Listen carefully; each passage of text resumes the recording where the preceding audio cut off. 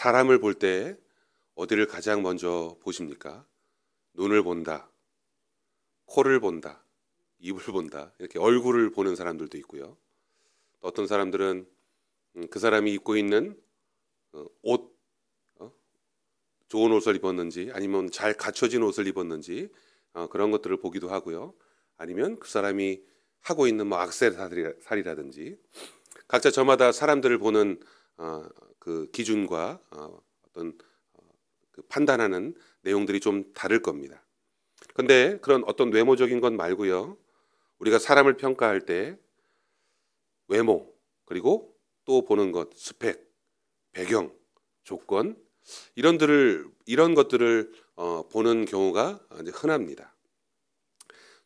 사진을 한번 보여주시면 최근에는 어떤 스펙이 아닌 그 가지고 있는 어떤 능력과 그 가능성을 보고 직원들을 채용하는 그런 회사들이 늘고 있지만 그럼에도 불구하고 여러분 여전히 우리는 출신 학교 어디 출신이야? 아니면 그 사람이 그 학교에서 어떤 성적을 거뒀는지 아니면 그 와중에도 외모나 스펙을 따지고 묻는 곳들이 있다는 겁니다. 간접적인 예로 여러분 만일 여러분의 자녀를 이제 결혼시키려고 할 때 있잖아요. 자녀가 배우자 될 사람을 이렇게 딱 데리고 왔을 때 여기 우리 권사님들은 다 이제 겪으셨을 테니까 어떻게 좀 마음에 드셨습니까? 아니면 내 기준보다는 좀 한참 모자라고 마음에 썩 차지 않으셨습니까? 다음 사진을 보여주시면 좋은 며느리의 조건, 이 방송에 나왔던 내용이긴 한데요. 요즘 그렇대요. 좋은 며느리의 조건 뭡니까? 용돈도 많이 드리는 사람, 연락 자주 하기, 말동무 되어주기, 눈치 빠르게 행동하기, 그리고 가장 중요한 거 1등이 뭔지 아세요? 아들 밥 챙겨주기. 이거 아들 아침밥 안 챙겨주는 며느리가 가장 꼴 보기 싫다고 이렇게 엄마들의 대답이라고 하더라고요. 그래요. 각자 뭐 이런 여러 가지 적당한 판단의 기준들이 있으리라고 생각합니다. 근데 우리는 이렇게 생각해. 아예 둘이 좋으면 뭐 그만이지. 뭐 둘이 살 건데 뭐 내가 데리고 살 것도 아니고 뭐 이런 생각을 가진 부모들 쉽지 않습니다. 우리 그런 생각 가지신 분 없으셨죠? 부모님은 뭐 하시니? 결혼을. 학벌은 어느 정도인지. 모아놓은 돈은 좀 있는지. 자네 살 집은 좀 마련해 놨나? 아니면 이제 며느리 같은 경우는 혼수는 얼마나 할 수 있는지 등등등. 그래요. 우리는 이러한 기준과 조건들을 판단합니다. 여러분 어쩔 수 없잖아요. 네. 잘 모르는데 내가 그 사람에 대해서 어떤 사람의 스펙을 안 볼 수 없어요. 왜냐하면 그 사람을 모르거든요. 모르기 때문에 그냥 일반적으로 정해놓은 기준 거기에 맞추는 것 나쁘다고 할 수는 없겠습니다. 그런데 만약 하나님께서 그런 인간적인 가치 기준에 따라서 만약 우리를 판단하신다면 우리는 얼마만큼이나 하나님의 마음에 합당한 사람이 될 수 있겠느냐라는 거죠. 우리의 출생은 우리의 출생 그 이전부터 우리의 신분은 죄인이었다는 스펙을 가지고 있습니다. 그러니까 여러분 하나님의 기준에 맞추지 못할 뿐더러 그냥 요즘 말로 말하면 입구 컷, 그러니까 입구에 들어가지도 못하고 탁 잘리는 그런 존재가 저희들이라는 거예요. 만약 하나님이 우리가 가지고 있는 그런 기준으로 우리를 판단하시고 기준을 나누신다면 저희는 하나님 앞에 도달할 수 없는 존재들일 것입니다. 그러나 하나님은 다행스럽게도 이런 외적인 기준이 아니라 중심, 곧 사람의 마음, 그리고 그가 가지고 있는 신앙과 삶의 태도 등 이런 것들을 하나님은 보신다라고 하는 거죠. 바로 우리가 가진 하나님이 우리를 창조하실 때 염두에 두셨던 바로 그 하나님의 형상, 그것을 온전히 잘 가지고 있는가라고 하는 걸 하나님 확인하신다는 겁니다. 오늘 본문은 바로 그런 하나님의 시각을 보여주는 이야기입니다. 물론 주인공은 사무엘이 다윗에게 기름을 붓고 이 다윗이 하나님의 영에 감동되어서 이스라엘의 두 번째 왕으로 쓰임받는 내용이지만 저는 하나님이 우리를 바라보시는 시각에 대해서 좀 집중하고 싶습니다.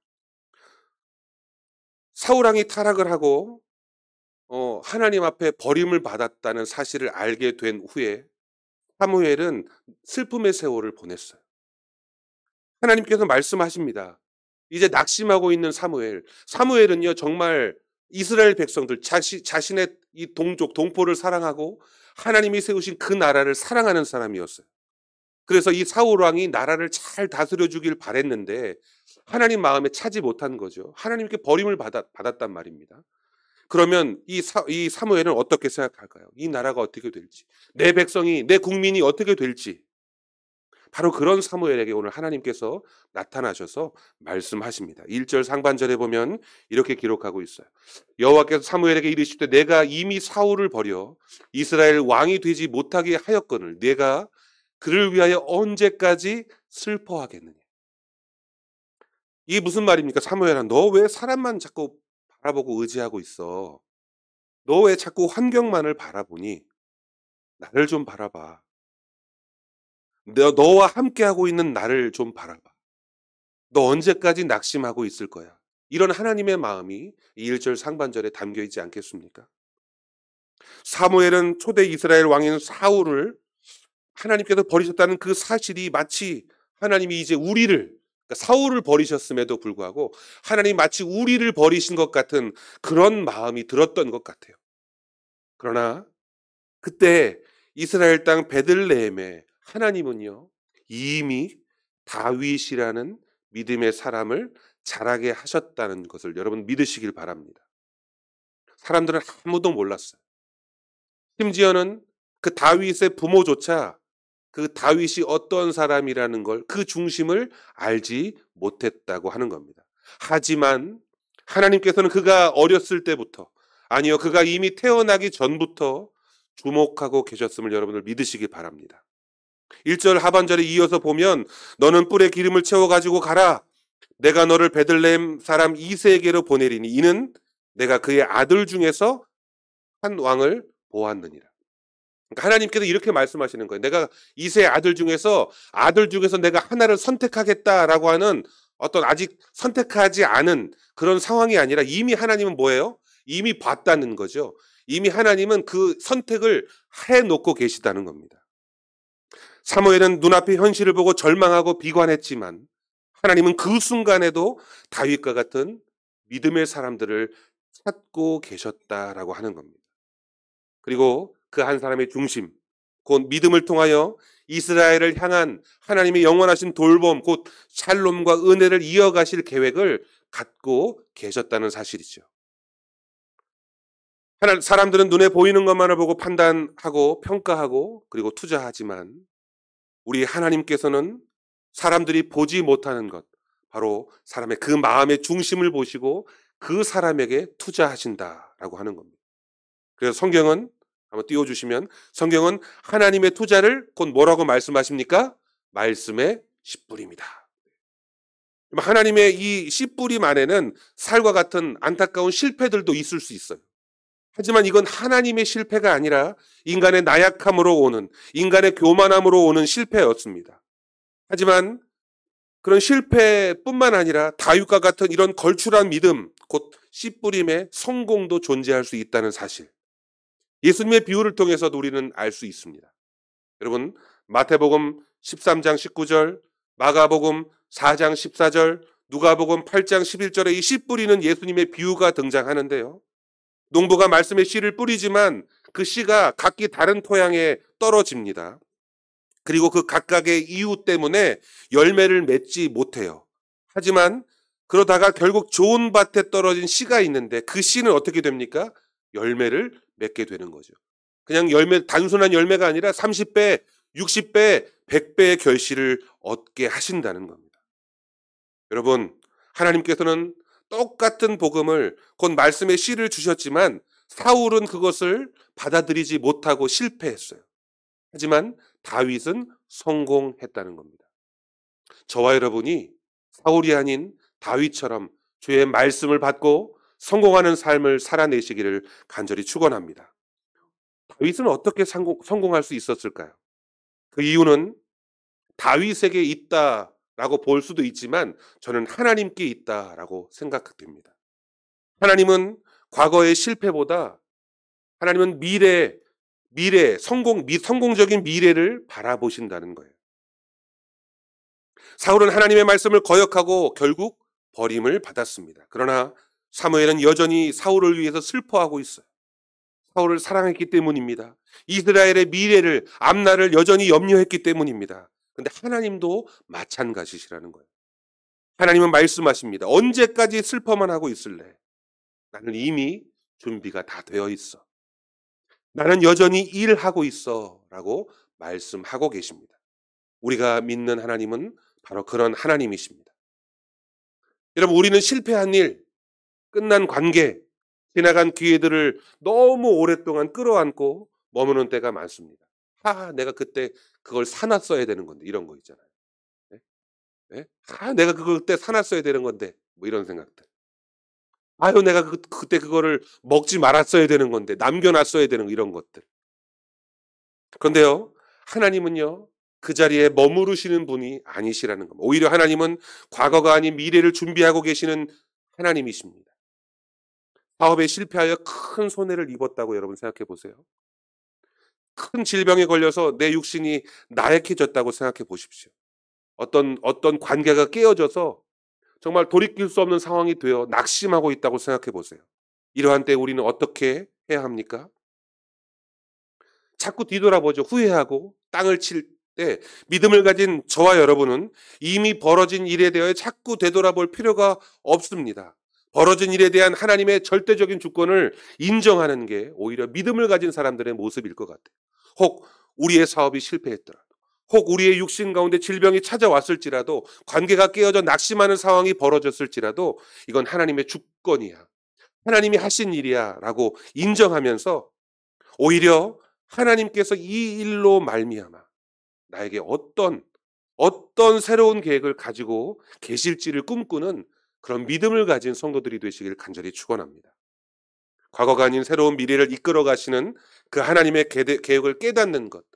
오늘 사무엘이 이 하나님의 말씀을 통해 위로함을 얻고 미래로 나아가는 하나님의 그 계획 속에 동참합니다. 여러분, 하나님의 계획을 깨닫기 위해서는 하나님의 선택과 기준에 집중할 필요가 있겠죠. 그래야 하나님이 선택하실 때 그 선택을 받을 준비를 하고 있을 수 있잖아요. 자, 그렇다면 하나님은 도대체 뭘 보시고 선택하신 그 하나님의 기준은 무엇일까? 오늘 본문 2절에서 10절까지를 쭉 살펴보면 긴 내용이지만 사무엘은 베들레헴에 사는 이세의 아들들을 만나게 됩니다. 하나님께서 그렇게 말씀하시고 그곳으로 가라고 명령하셨잖아요. 자, 이제 이세의 집에 도착해서 이세를 만나고 이제 아들들을 이제 이렇게 쭉 살펴보게 되는데 가장 먼저 등장한 엘리압, 큰아들이에요. 엘리압을 딱 봤는데요. 사무엘이 그 엘리압을 보고 홀딱 반했어요. 사무엘의 눈에 너무 마음에 드는 거예요. 확신이 들었습니다. 그래서 그들이 들어오면 사무엘이 엘리압을 보고 6절에 마음에 이르기를 여호와의 기름을 부으실 자가 과연 주 앞에 있도다 하였도다. 엘리압이 도대체 어떤 사람인지는 뭐 자료가 잘 남지 않아서 잘 모르겠지만 거의 사울과 같은 그런 풍채가 좋고 정말 강인한 어떤 그런 모습, 카리스마를 갖고 있었던 사람일지 모르겠어요. 그런데 사무엘은 그의 용모와 키를 보면서 하나님이 기름 부으실 만한 사람이다 라고 여겼습니다. 이 하나님은 그렇게 말씀하십니다. 7절이에요. 여호와께서 사무엘에게 이르시되 그의 용모와 키를 보지 말라. 내가 이미 그를 버렸노라. 내가 보는 것은 사람과 같지 아니하니 사람은 외모를 보거니와 어떻게 해요? 나 여호와는 중심을 보느니라 하시더라. 엘리압의 외모와 조건은 거의 왕이 될 만한 모습이었을지 모르겠습니다. 하지만 하나님은 그의 중심이 하나님의 그 기준에 합당하지 않음을 이미 알고 계시다는 것, 이미 보셨다는 겁니다. 그리고 계속 지나가요. 둘째 아들, 셋째 아들, 넷째, 다섯째, 여섯째, 일곱째 아들들이 다 이 사무엘 앞으로 지나가지만 하나님은 말씀하지 않으셔요. 이세의 7 아들들은 분명 이 아버지 이세의 큰 자랑이었을 겁니다. 왜요? 사무엘이라고 하는 지도자가 지금 나의 집에 이 변방에 찾아와서 자신의 아들들을 살펴본다?